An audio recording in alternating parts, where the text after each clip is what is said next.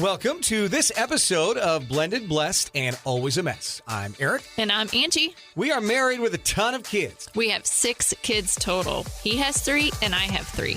My name's Hallie and I love riding horses. I'm Lexi and I love agriculture. My name's Carter and I love eating. My name's Chase and I love lifting weights. My name's Summer and I love spending my parents' money. I'm Dane and I love baseball. Our show is about our blended, blessed, and always a mess life. And our hope is if you find yourself in the same situation we are in, that by sharing our story, all the fun and all the mess, the challenges we are experiencing, it will give you some inspirations, laughs, and community, knowing you are not alone in this mess. We appreciate you spending time with us. Let's dive in.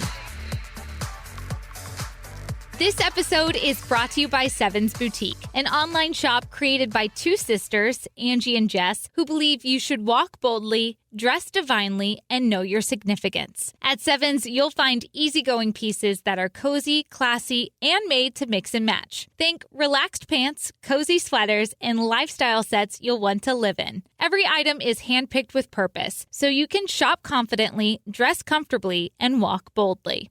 Inventory is small and curated, so if you see something you love, don't wait. Visit sevensboutique.com and use the code PODCAST10 for 10% off your first order. www.sevensboutique.com. Walk boldly, dress divinely, know your significance. Welcome to this week's episode of Blended, Blessed, and Always a Mess, where Angie rocking that new Sevens Boutique sweatshirt. I love it. Here's what's cool about the sweatshirt is I've not seen anything like this before, but it's yoga on this side, but it's completely reversible and it says Pilates on the other side. And we may or may not have one coming that also is maybe Chiefs inspired. So wow, I love it. You can decide what your workout's going to be. If it's yoga or Pilates. Or do both in one day. Both in one day. You wear yoga to yoga and flip it and go Pilates to your Pilates class. Wow. That's right. Or do none of it. That's fantastic. Wear a sweatshirt, eat a cookie. I don't know. Whatever you want to do. Yeah. I'll just tell you this. With this episode dropping on Sunday, the forecast starting tomorrow through next weekend, which is the last weekend of August into Labor Day weekend, it's like 70s and lows in the 50s at night here in Missouri. So daytime 70s, nighttime 50s, sweatshirt weather is coming. Sevensboutique.com. Check it out. That's I'm right. ready. Who knew you were going to get a weather report, but we got it.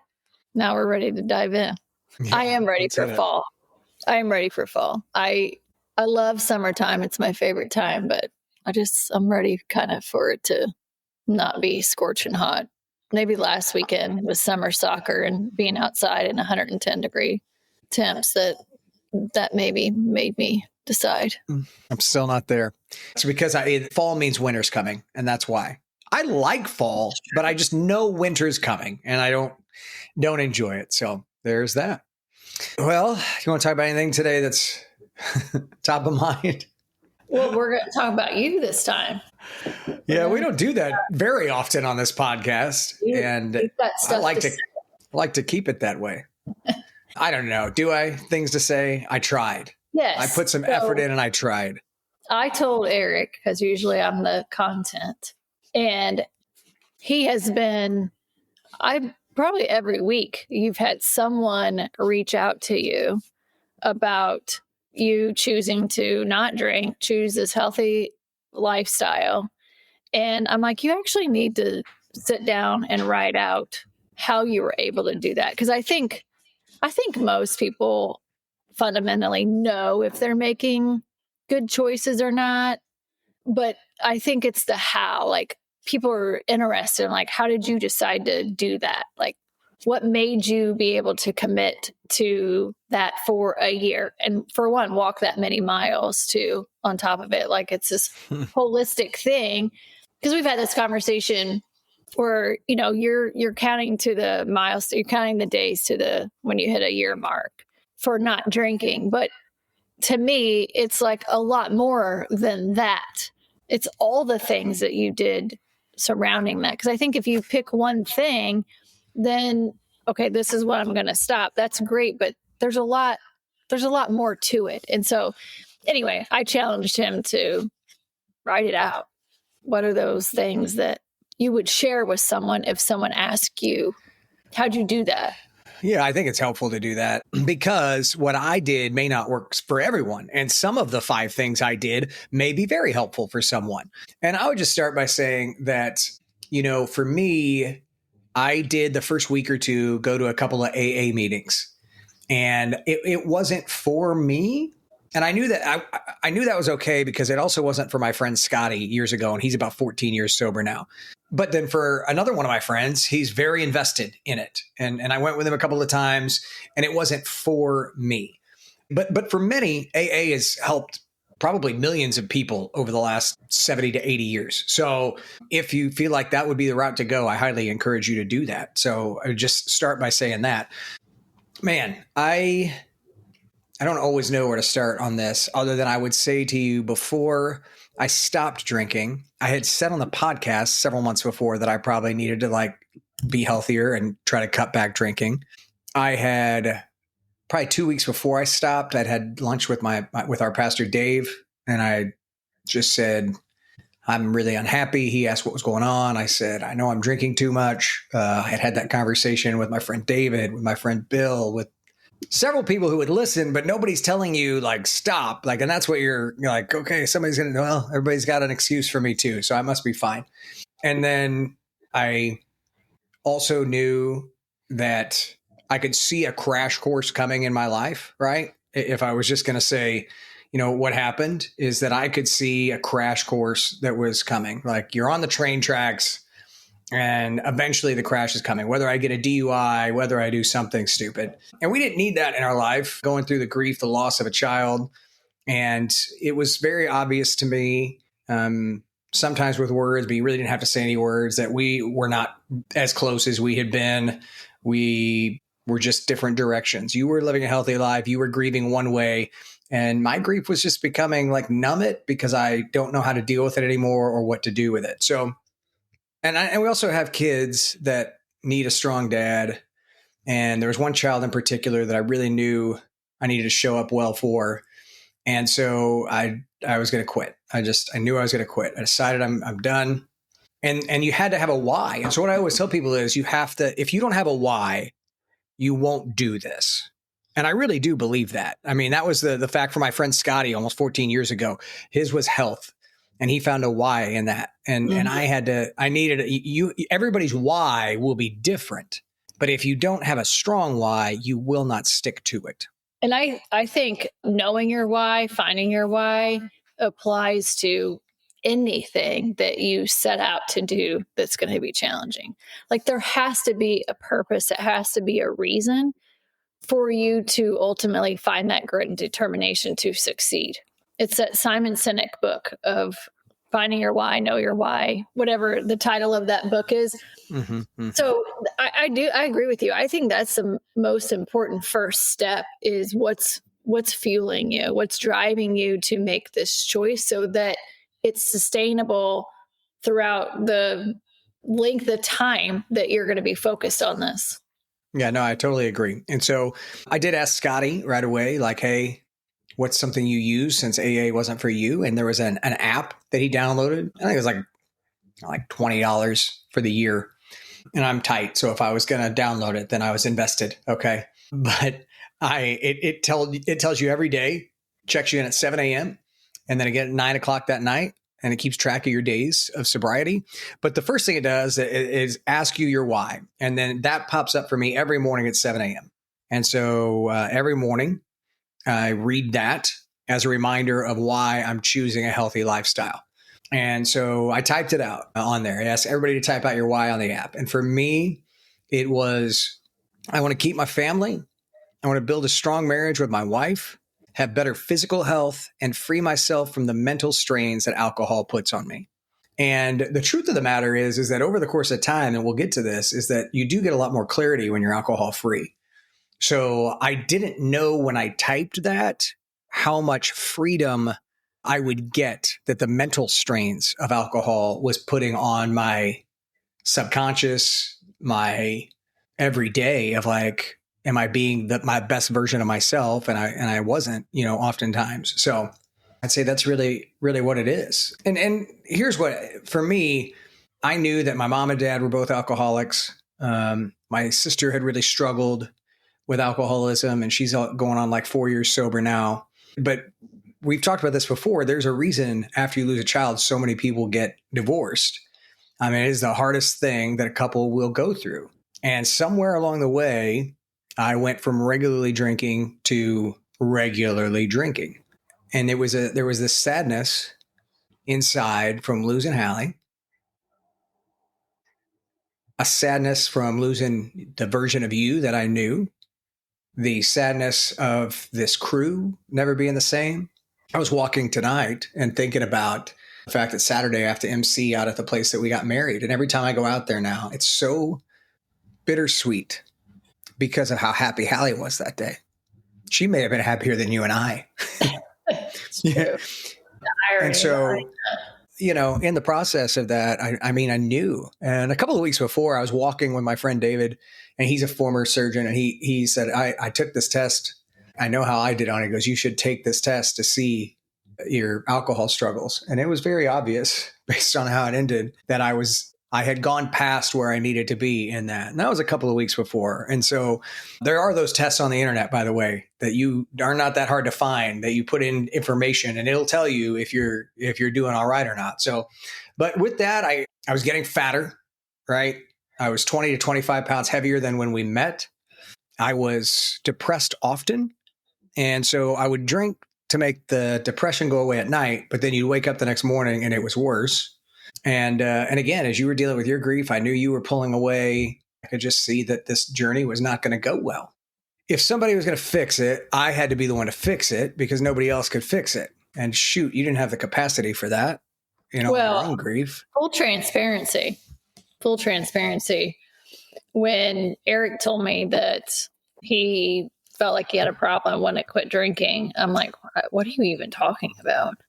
Yeah. Because that's how grief can consume you too. Like at the end of the day, I just want to go to bed. And honestly, I think what you did was you're going to stay up on the porch and watch TV and just have a few beers. And so for me, it wasn't even, I have a radar for people that have drinking problems. Right. I know what that looks like. And for me, it was like, what are you even talking about? Like, it's not. I remember that. I was offended. That you didn't believe me. I was like. So then it was like this argument of whether or not he had a problem or not. It's just like, what are you talking about? So I think you can also be a partner in a relationship and not realize that the person is struggling when you're both are consumed with so much heaviness. Yeah. And then you're right. It is easy when one partner goes to bed sleeping and crying and you sit up to have a few beers. And the next thing you know, you're just drinking until you pass out because it's easier that way. Grief's ugly. It's ugly. And I knew it had some. I remember telling our counselor, it took me courage to tell our counselor that day, I think I have a drinking problem. And she encouraged me to share that with you. And I remember being like so frustrated with you. Like, how do you not even know this? Like, how have you missed this for the last several months? Because in my mind, I had said it on the podcast that I should probably cut back. It is what it is. There's a difference between seeing someone passed out every night versus somebody's going to have a few beers. Because I could probably count on one hand. Maybe once or twice that I have felt like you were buzzed up even. I think that's how good my tolerance got, unfortunately. Well, but I think there's just what I learned through this is there's a wide gamut of what an air quotes drinking problem looks like. And that is fair. That's fair. There is a lot of versions from, hey, I want to drink a lot to I can't stop drinking. And that is a wide gamut, regardless of all of that. I think for you, if you feel like this is a problem, then you ultimately have to make a choice, right? I applaud you for recognizing that this could be a worse problem or it is a problem and then deciding ultimately what you're going to do about it. So I'll just say this at the end of the day, my why. If you were to ask me, I've said over and over again, like meeting Angie was the greatest part of my life. And I have loved her and felt like God blessed me more than anything when I met her and her kids. And so part of why the grief was so hard, right, was that the first 3 years with Hallie involved was I always say the 3 best years of my life were when the 8 of us were together. And so just not having the 8 of us anymore was so difficult, and I hated it so much. But then the option is I didn't want to lose you and any of the kids. And so I'm going to make this better. I'm going to fix this. And that became my why. Out of the gate, that has changed and transformed over time. It's still my why every day, but now there are more healthier reasons for it as well. So that's number one, have a good why, because that'll keep you motivated on the days that are difficult. Number two, we have talked off and on about my walk and talks over the last year. And these started about 3 to 6 months before I stopped drinking, but they really continue now. And I try to walk almost every day.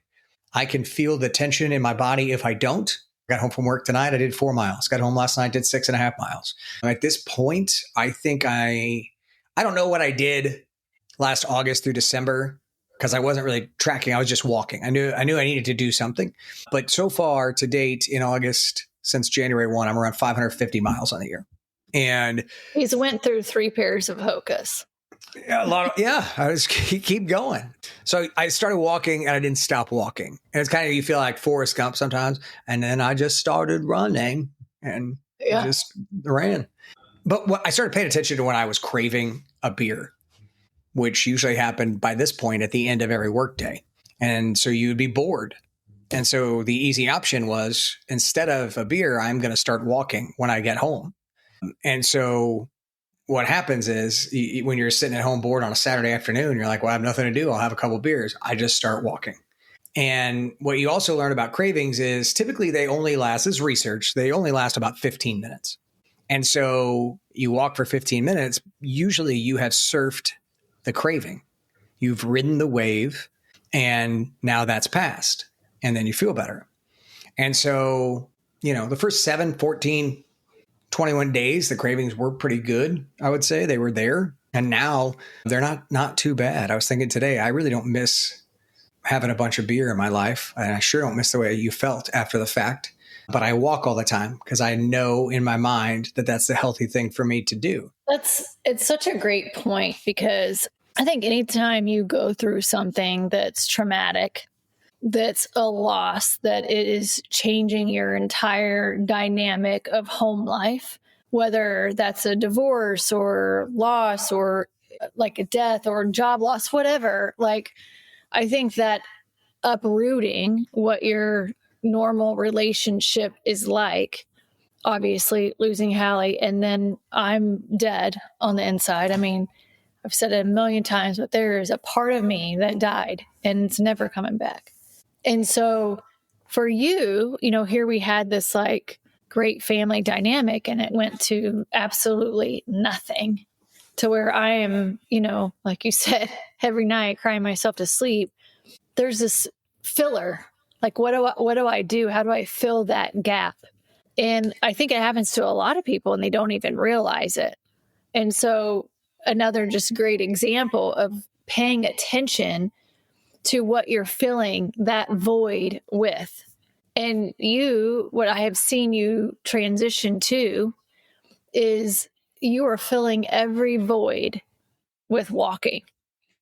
And when you walk, you can either listen to music and also drown out the noise, or you can process and think and talk and pray and do all those things. And I think it's another healthy way of figuring out, how do you fill that void of what honestly is still at our house. Like, I don't know if that void will you're never going to replace Hallie. You're never going to replace that dynamic.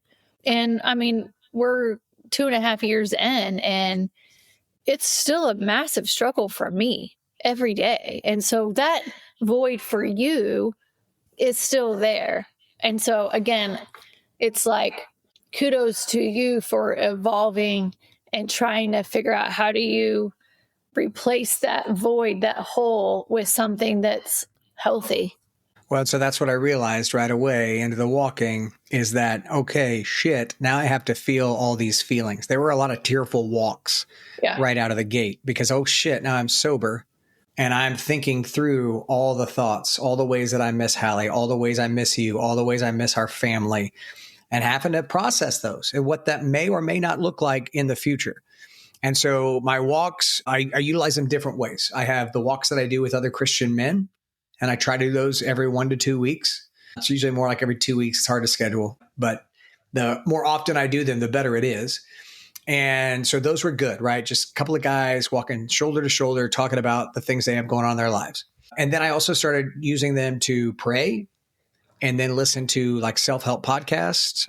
I often would listen to our Friends With You in the Weeds across town at the crossing. And then I also started just listening to music like I always have when I was having a day that I just needed to push through. And I would say at this point, I have built out an incredible concert song list. If anybody is listening and wants to play guitar and drums for me, What's your first I have literally built a concert list. Like I have pretty much a list at this point of a concert I would put on. What do you open with? Brand New Man, Brooks and Dunn. Brooks and Dunn, Brand New Man. That's what you open with. Okay, got it. It's full of life. It's full of good stuff. What's the encore? I'm not going to tell you what the encore would be. Why? Because it's fully dedicated to Hallie. Oh. But the closing song, which also would be dedicated to Hallie, is Randy Houser, Like a Cowboy. Mm-hmm. And that's a song that we went to see Randy Houser my last birthday that she was alive at the Blue Note because she loved him. And I think she loved him because of that song. A couple other. There was a song called Boots On, but I think when I listen to that song, I think it's how she thinks she would live her life as a cowgirl. And so, yeah, no, I've got a whole concert put together over the last year of walking. When are you going to put this concert on? I did ask my friend David the other day if he could help me find any musicians. He really didn't know how, honestly. He was like, I know I should know this, but I really don't. So anyway, if anybody knows anybody, guitar player looking to play something, find me something. Church that has a lot of musicians. I don't know, honey. I don't know. I'm just telling you. These are the things that I've done over the last year while walking. Okay. And so at the end of the day, it helped me to feel the feelings and it still daily helps me to feel the feelings. I cried earlier this week thinking about Hallie on a walk. I talk to her a lot. I see her in the clouds. I did at some point, probably in the spring, know I was getting to a much better place when I started to sometimes just not even have earbuds in. And I would just listen to the nature and listen to what God was trying to tell me in the trees and the bushes. And the way that's another place that you get to when you're going there. So that led me into number 3. If you're following along, tip number 3, walking led into hitting the gym regularly. So if I am not walking, I'm at the gym. And I try to go to the gym 5 times a week on top of the walking. Anything less than 4 doesn't feel right. So it makes me feel good to get to the gym. I am really blessed to have 2 good trainers that have become friends, Michael Agnew and Jarrell Jackson. They were both on our podcast a long, long time ago. And early on, those 2 guys helped me embrace this alcohol free. I went right to the gym. So first thing I did, I got rid of all the beer in our house.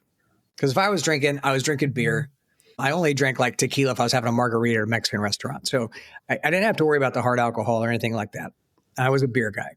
And so I got rid of all the beer. And I went to the gym that next day and I said, I'm giving up drinking. And Michael, early on in the process, said something that really did resonate with me. And he said, that's great. Get to 30 days, 60. He said, but I want you to know that only the elite can quit, but quit. And that just like hit me like, what? I feel like a challenge. Like, I want to be elite. I'm like, what? Okay. Like he said it off. It wasn't trying to like make this big statement. It didn't feel like, but for whatever reason, it stuck with me like a big statement. And so the gym for me became a place to go to also kill cravings, but to feel better. And combining that with walking, I've lost 30 to 33 pounds, depending on the day. I just feel like I've had a complete body transformation, like mind, body, spiritual, all the things. And you first start seeing your changes like 3 months in, and then 6 months in, and now a full year, like the motivation is still there. And it just feels really good. And I know that I have to not drink alcohol to continue to have this kind of bodily transformation. And Jarrell said something, we talked about it last week, but he said something to me halfway through where we were talking about it. And he was kind of the same track of Michael, like it's so hard to quit because only a few can do it. Only the elite can do it. But then he also said, we really are just putting poison into our bodies with alcohol. Mm-hmm. And why would we ever slowly poison ourselves over time? And, I drank since I was a teenager. So 25 years of alcohol, slowly poisoning yourself. You see how it messes up your mind along with your body. And so that really struck with me. No health benefits. Yeah, no, a lot of swelling, a lot of bloating. It does not help your body, your skin. So if you live in the Columbia area, API Project Fitness, Michael Agnew, Jarrell Jackson, great guys who, yes, have been cheering me on so much. And they were telling me today, they were both at the gym today when I was there, and they have had a bunch of people coming up to them. They posted a photo of me last week after a workout I did with Jarrell and my year transformation. And it's pretty different, right? Yeah, you can tell. And Jarrell's like, man, I had this guy, and he's like, you got to give up that yak. You got to give up that yak. I've never heard it called that, but his buddy's like, I can't do it, man. I got to have it. And he's like, because he said the guy was like, I got to look like that. And he's like, you got to give it up. You got to give it up. And he's, but he can't do it. So, I mean, just a reminder, you could hit the gym, but it's 80% of what you put in your body, 20% of the workout, the physical movement. Yes. And your workouts are better. I worked out when I was drinking. My workouts are a lot better now. I'm able to do so much more and have so much more energy. So that's number 3 on the list. Number 4, we've talked about her a bunch, but it's get a good counselor. And part of this was 6 months before I made this decision. I started going to see her and just to learn how to be a better dad. And I've gone to a lot of counseling over the last 20 years. I had a lot of loss in my life, and you have to find a counselor that is good for you. And so when I say that, I tell people that are asking me about how they quit drinking, find a counselor, not one that just nods their head at you for an hour and goes, yes, let's talk about that more next time. I'm looking for someone that interacts with me, that says, hey, I want you to try this the next time this happens. Hey, I want you to read this or listen to this, and is giving advice back and forth. They're giving you tools for your life toolbox so that when you do get triggered by something, you're able to be like, oh, hey, wait, I have this tool here. I know this. I've learned this in my counseling sessions, and I can use that. And so I think that's incredibly important if you're going to keep a sober lifestyle, is having someone like that you can talk to. Well, you have to be able to process life. Like, no one is getting through this life without hardships, trauma, challenges, setbacks. And so it goes back to making sure that you have a solid foundation to navigate that. And it's all aspects of health. And so you can try to not drink, but if you don't navigate and process and heal from your traumas, you're not actually gaining traction in life. I had our counselor today, and I haven't told you this. She, the last 20 minutes, she asked me for parenting advice. I haven't told her yet that I'm going to send her a bill back. She doesn't know that yet. You get a credit? Yeah. So am I going to get a credit on this? But it basically because of, I told her I was a little offended. I think it's because of how soft I've gotten in parenting in general, that she wanted my advice on this. So after I gave her the soft advice, then I gave her the hard ass Aric advice that I would have given a year ago, to which she also thought. So I feel like that's a win. Has anybody ever asked you for parent advice before? I mean, this is a win. I'm excited about this. This is progress. Yeah. So anywho, find a good counselor that you can build with. And then finally, for me, this is one I don't think is going to apply for everyone. But for those of you who are competitive, and I grew up around sports, my life revolved around sports.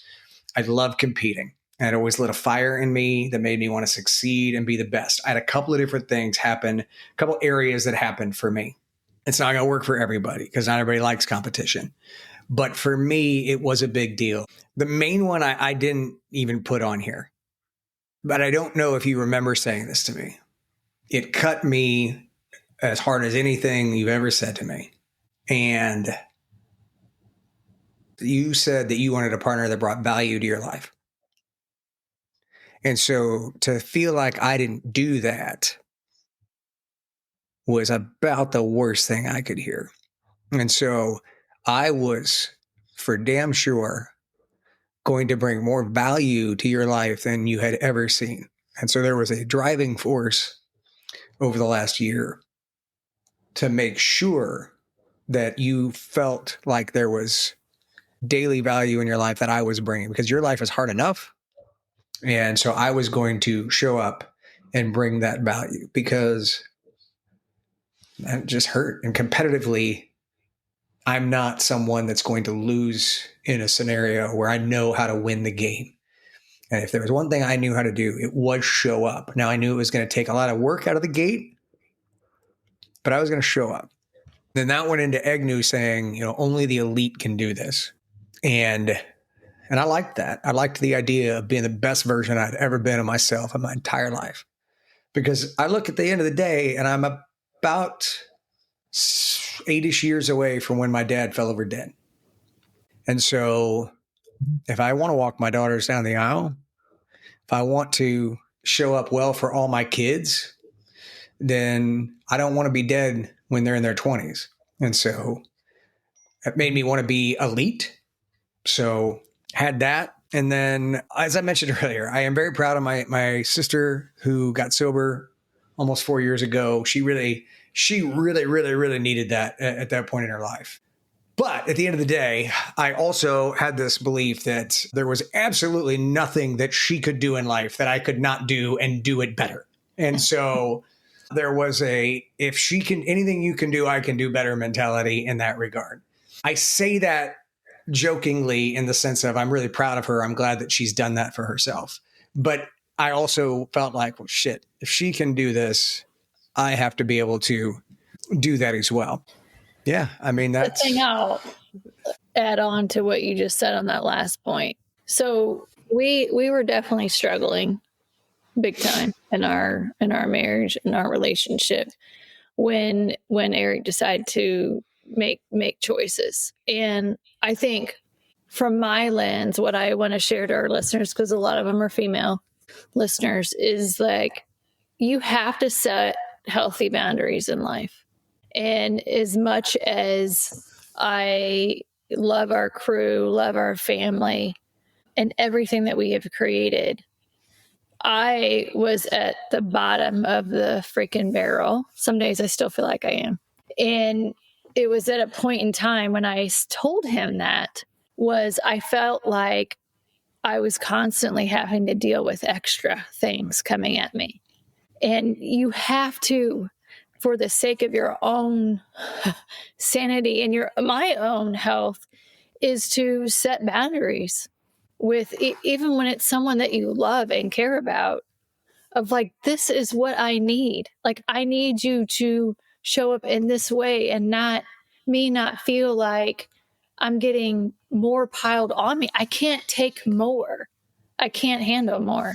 And so that's also why I said that to Aric. And then also I could not be more proud of him, because it's the first time where I've really experienced someone that's like, no, I'm going to show you, and I'm going to do this. You're going to see the hard work that I put in. On the flip side, I would also say, because you said I want to be the one that always shows up, no one in our family would ever, even before this, during this, all of this, would ever doubt your ability to show up for them. Ever. I mean, you are the type of person that shows up no matter what. Now we have consistency, right? And the kids all see it. And I think that's a beautiful thing for the kids to witness this transformation. And so I'm proud of you for that. It's the best gift I think you could give the kids, give me, them being able to, at their age, witness someone changing their life and changing the way that they show up. Because most of the time, kids don't get that gift to see that. Unexpected side effects, I would say, have to do with that. It's like, things I wasn't thinking about out of the gate. But I remember a time in the spring when Carter was having a rough stretch in his college baseball season. And it was a Tuesday night. It was like 9:00 at night. And I knew he was down. And I just wanted to show up for him. So I drove the 45 minutes to his dorm so I could sit and talk with him for over an hour. And I wouldn't have been able to do that before because I would have had 12 beers in me. I wouldn't have been capable of that. And then you go a couple months later and Dane's having a baseball tournament 3 hours away. And he thought it was so cool that I remember coming home and not realizing how cool he thought that was until I was in our bedroom changing clothes and I could hear him in the kitchen telling you about the weekend. And it was this big deal to him that all the parents were drunk in the hotel, but not his dad. His dad was out driving kids around and hanging out with kids. And I heard that and I was like, it was not something that when I started this out of the gate that I realized was going to be a big thing. Summer had shared it at some point. Like she knew that she could always call me and I'd be able to answer the phone. And that really mattered to her. So that mattered to me. So those are unintended side things that really, really have helped me in this journey and helped me want to continue to live a sober and healthy lifestyle. Also, I am a tight ass, and I'm pretty sure I saved between $3,000 and $4,000 over the last year and not drinking. Math, so that means I get to go shopping. Yeah. So yeah, you start looking at the way they've got alcohol prices. You got 2 margaritas at a Mexican restaurant. It was $25 extra on your bill. Mimosas, those bottomless mimosas that you like. I love the bottomless mimosas. Now those are like $25. So you get rid of stuff like that. 30 to 60 days in, I started sleeping better for sure. And then what I realized from that was when you get 6 hours of amazing sleep, you can do so much in a day. It was like this natural high where I was getting so much done because I actually was sleeping for 6 straight hours instead of waking up every 2 to 3 hours because I had too much alcohol in my system. Then I started noticing like 60 to 90 days, my mind was sharper. And I've had the best year at work that I've ever had in my entire life. Just a high level of focus. I feel as smart as I have felt since I was an 18-year-old kid. And I think that's dangerous for a lot of people because my mind works heavily and to the point where I can figure things out very well. I think there's a part of me that's on the spectrum. I think our counselor figured that out today when she realized I balance our checkbook every morning. She was like, you do not. I was like 3 of them every morning. How does that make you feel? It's a tick. It's a tick that I have. But between you, our kids, my coworkers, they all seem to think that I'm more pleasant to be around, which is odd, I guess. It's a win-win. So that's where it started. That's where we're at. If you want to walk and talk about it, I'm always happy to do that. But that's what we have today. Those are my 5 tips. Not going to be for everyone. Yeah, but I think it's a great guide. And like I said earlier, like people want to know, like, how did you do it? Maybe it's not the same steps for them, but just some level of encouragement or just see that someone else has went through it and has gotten through it. I mean, it's the same thing with grief. Like everybody's grief journey is different, but it gives people hope that, okay, well, Angie's still breathing and went through something so horrific. But I would also encourage people, like, share this podcast if you know someone is struggling or is like thinking about stopping and creating a healthier lifestyle. Reach out to us and we can also help you navigate how do you even start that conversation with someone. And I do occasionally still have an NA beer, but like I'll have like 1 to 2, 3 is a lot. Because what happens is then they don't taste great.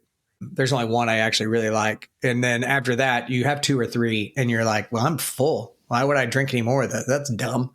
Which is when you're drinking alcohol, you're like, man, I don't feel full ever. I just keep drinking. But if you drink, 1 to 3 NAs, you're like, I am full. I really don't want anything else. I don't want any more of that, at least for me. And so, and NAs are getting more and more popular. I read last week on the radio that for the first time in 90 years, only 54% of the drinking population is actually drinking. It is 46% of people are choosing not to. It is the lowest number in 90 years. And alcohol sales are actually down over 40%. So a lot of factors in that, but some of that is people choosing a healthier lifestyle. Or choosing weed. That is where I'm at. There's also that. Or choosing weed. They might be doing the legal weed. That's possible. Calories. Yeah. That is possible, right? No headache the next morning. But that's not me, for the record. We're just making a joke. So, all right. Well, what are you thankful for this week? And we'll wrap.